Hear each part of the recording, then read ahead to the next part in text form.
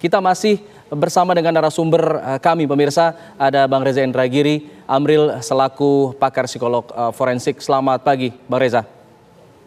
Pagi, Assalamualaikum. Waalaikumsalam warahmatullahi wabarakatuh. Tadi saya sempat mendengar perbincangan sebelumnya dengan Sinta mengatakan bahwa Bang Reza bilang kembali menyebutkan lagi, ini sempat sudah disebutkan bahwa pengakuan adalah satu hal barang yang paling membahayakan karena bisa berubah-ubah dan akan bisa merusak begitu bagaimana pembuktian.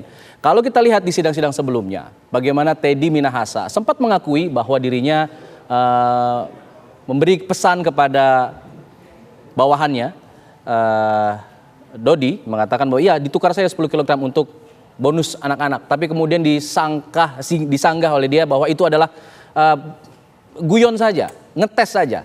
Nah, ini Anda melihatnya bagaimana dari sisi psikolog forensik? Tadi Mas Alfa juga menyebut kasus yang dikendalikan oleh Teddy Minahasa. Padahal pada kasus ini paling tidak ada 2 personil Polri yang didakwa bersama-sama melakukan jual beli narkoba. Alhasil sesungguhnya kita punya dasar untuk memperluas kemungkinan-kemungkinannya. Ya. Tidak hanya Teddy Minahasa sebagai sosok tunggal yang dominan misalnya, yang mengendalikan bawahannya untuk melakukan perbuatan terlarang tersebut, tetapi ada kemungkinan kedua, bahwa Teddy Minahasa tidak tahu menahu, jadi ini murni dilakukan oleh terdakwa Dodi. Atau kemungkinan yang ketiga, barangkali dulunya mereka berkongsi, tetapi sekarang pecah kongsi, jadi saling tuding satu sama lain. Nah ini perlu saya sampaikan, kenapa? Karena kita belum sampai pada ketuk palu hakim.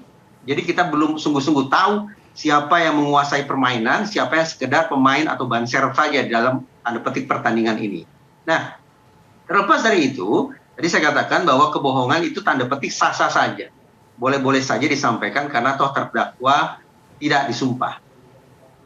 Tapi sisi kehebatan yang harus saya katakan ya, sisi kehebatan terdakwa Teddy Minahasa adalah dia justru menguasai satu elemen yang berulang kali saya sebut sebagai faktor perusak.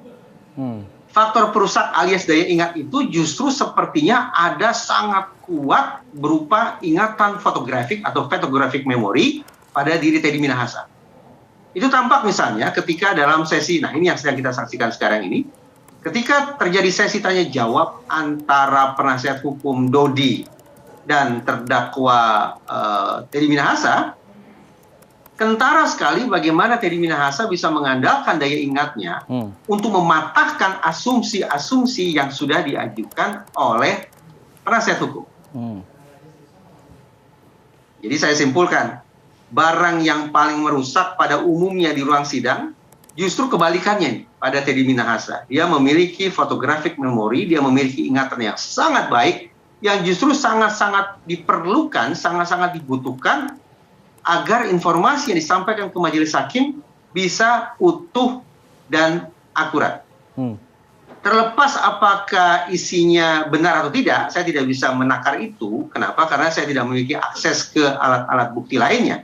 Tetapi semata-mata mengandalkan apa yang bisa saya saksikan di layar kaca TV One, bahwa Teddy Minahasa sanggup untuk membantah, sanggup untuk mengoreksi asumsi-asumsi yang dibangun oleh penasihat hukum, data-data yang diajukan oleh penasihat hukum, itu menandakan dia memiliki satu aset yang sangat kuat yang justru sangat bermanfaat bagi dia, dan juga tentu kita harapkan akan bermanfaat bagi proses persidangan ini secara umum, agar bisa mencapai titik keadilan yang paripurna.